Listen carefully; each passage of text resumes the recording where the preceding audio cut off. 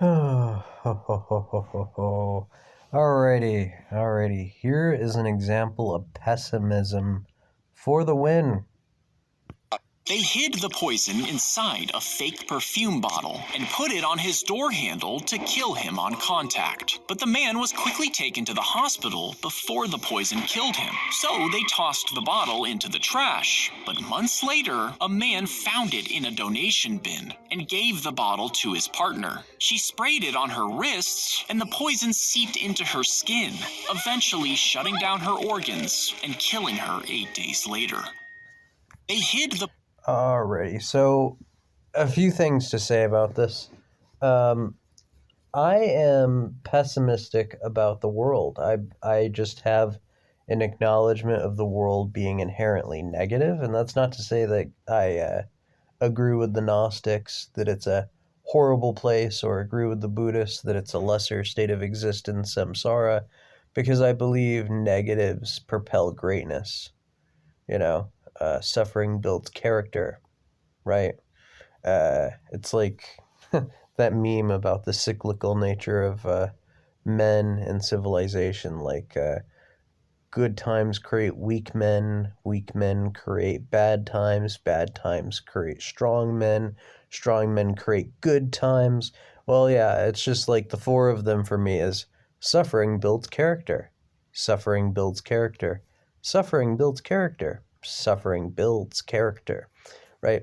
But I am optimistic about human nature.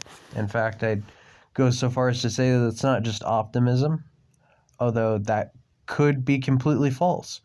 But as a collectivist, someone who I think understands human nature better than most humans, just through sheer observation, looking at history, and I guess basically, on a minimal level, scanning through, literature and psychology. But I really just believe we are naturally a selfless species. We naturally don't gravitate towards money. We gravitate towards each other. There's honestly, I think we have more martyrs, more people that have killed themselves for other people and other people's legacy, that have killed themselves just to prove a political point, right? Like, just for the pettiest reasons, right? If a human finds it somewhat meaningful, they will die for it. And oftentimes that meaning relies on a collective, it relies on a greater population. So in general, I believe in the trust system, right? Where if I sell eggs on the side of the road, I don't need to be there at all times. I can rely on people to be honest. And yeah, no, I do trust people. And I believe we need to trust people. It's part of being a human being, you know? But also, I understand that there are weak individuals and there are strong individuals. Strong individuals, when exposed to a harsh environment, a corrupted environment, will grow in their natural, innate human virtues, their natural human instincts. And weak people, those that in nature would be killed off very quickly for antisocial behavior, now being artificially kept alive, accommodated by our, I don't want to call it civility, but, our mediocre civilization, us keeping the freaks and weirdos alive because we believe it gives us the moral high ground, right? These are the kind of people that will pull up to a roadside stand, sneak up to it, pull an egg out, and drill a small hole in it and inject cyanide into the egg yolk, so that when a nice mother or father stops by the egg stand, buys the eggs, right? They could be all honest and put money in there, and they take it home, feed their kids. Their kids die, right? Um, you know, Examples of these social parasites, these people that are weak and when exposed to the environment, become corrupted. And, again, like the environment, how do I put it? It's like, as a metaphor, right? You have people that are strengthened by the sun, and those that aren't strong against the sun, those that are pasty white vampires that are meant to burn to a crisp. Well, imagine having someone that is meant to be burnt by the sun, destroyed, right? And given sunblock. Now the sun scorches their skin and turns them into a mutated abomination, just Freddy Krueger, but they're kept alive by those strong enough to withstand the sun. It's a misguided charity, right? So these weak, pathetic individuals, they come in all sorts of shapes and sizes and breeds and whatever, of all races and every background you can even think of, right?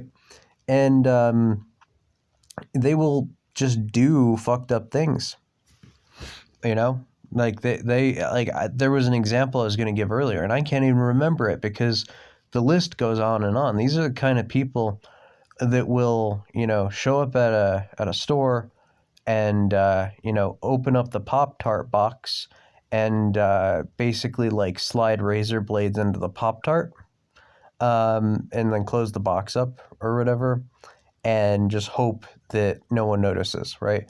How do I put it? There's this urban legend that I had no idea that this was considered a racial stereotype to profile black people. I had no idea this was a thing. And honestly, I'll say that I always thought that it was something that creepy old white men did. But, again, I had no idea of this. This was just my experience growing up. Where I grew up, we did have people that put razor blades inside of child's candy during Halloween. They were always creepy old white men. And, usually on welfare, right? Because, again, we don't know how to cut the wheat from the chaff. We don't know how to put a sick dog down, right? We know how to keep a sick dog alive on life support, but we don't know how to put him down. And we have the audacity to call the 21st century the most humane and ethical society, or century rather. But yeah, I had no idea that was created by like people that just hated black people as a way to fearmonger and say that black people are putting razor blades in your candy. Had no idea that was a thing. So when I say that, people roll their eyes and they're like, okay. And I'm like, no. I am absolutely that kind of person that would say something like that for that reason. But that, like, growing up, it was a real fear because there were people that would inject like battery acid into our candy. And we had all sorts, like, there was a kid I knew who had to get his stomach pumped in the hospital. And there are people that actively go out of their way to do things like this, right? That will go about doing anything, right? They will go into, Chuck E. Cheese's, and there'll be like kids with fruit punch at a birthday party. They'll be the ones to get a little thing of bath salts or a little baggie of fentanyl and just pour it in the punch, while no one notices, and then to just sit in the corner and watch kids start having seizures, and then leave, right? There are people that actively do this kind of stuff every day, right? So, don't get me wrong. Human nature is good. It's wholesome in its natural state, though we live in a very unnatural world and we allow perversions like this to exist, and we tolerate small little perversions, and we just accept tolerance as a virtue, and then you give them an inch, they take a mile, right? The more and more we tolerate things, the more and more we just get used to it. We get used to everything, right? And if we made society really, really hard for people with antisocial behavior and actually just made this society functional and rewarded strong people and punished weak people, things like this wouldn't happen. But there are people that will, again, I get food from a food pantry because I'm poor. It's a little roadside stand. You can just walk up to it, take food out, and yeah. And I'm very careful. I observe everything, and if there's any subtle like hint of suspicion, I'll throw it away. And I've had people say, "Oh, that's paranoid," right? And it's like not really. Not really. There will be people that will show up to these little free food pantries and they will straight up just put poison in it because they know that some poor family is going to go there and take food out, right? They'll intentionally do it. There will be people that will dig through the garbage and find like rotted, expired food and go, "Hey, wouldn't that be funny to donate it?" Yeah. So, uh, yeah, no, there are sick, puppies out there, just sick people. And yeah, now there's people that I know that will dig through the garbage because I live in an area where the social elite, like really, really rich people, will throw away hundreds of thousands of dollars worth of luxury items. And how do I put this? It's insane. I had a friend that got like a $500 bottle of perfume that was half used, that they never would have been able to afford. It was good. It was perfectly okay. I had a friend that got like a fucking 50-inch flat screen TV, completely undamaged. This person just was, bored of it and left it by the dumpster. Didn't care. There's all sorts of things like that, right? Where I live, people of different restaurants dump thousands of pounds worth of food into the trash. Oh yeah, an example I was going to make earlier that I forgot was that, there are dudes that work at McDonald's and Burger King that have full college educations, good wholesome backgrounds, that could be making a lot of money as a supervisor somewhere, like, maybe 20 to 30 something dollars an hour, a living wage, and they will work at McDonald's, Burger King, Taco Bell, just so that they can, like, go to the bathroom, jerk off into a little cup, and then, like, mix it in with the sauce. Oh, yeah, no, there are people like that that will brag about that. Yeah, I mean, I infiltrated an online chat room where they were bragging about that and showing images of their semen and how much semen they can put in their fast food. Some people worked at Wendy's, some people worked at Burger King. You think that online pedophile networks are bad? Oh yeah, no, there are like networks of broken individuals that work in fast food that compete with each other over how much semen they can feed people. Um, yeah, and yeah, no, like we're talking children buy this food, parents, people like me. Um, and after, I've eaten fast food my whole life. I've definitely swallowed some dude's semen. Yeah, that's a fun thought. But yeah, no, I reported that shit to the FBI. That was not cool. That was not cool. Um, but yeah, no. What was I talking about? Oh yeah, dumpsters and all of that. Um, yeah, there are people that will flat out just put like I don't feel like editing this video, but Piranha Solution is a chemical that can melt human flesh and bone into carbon, and actually it'll melt carbon into, I believe, CO2 gas. It can literally dissolve an entire corpse into gas, right?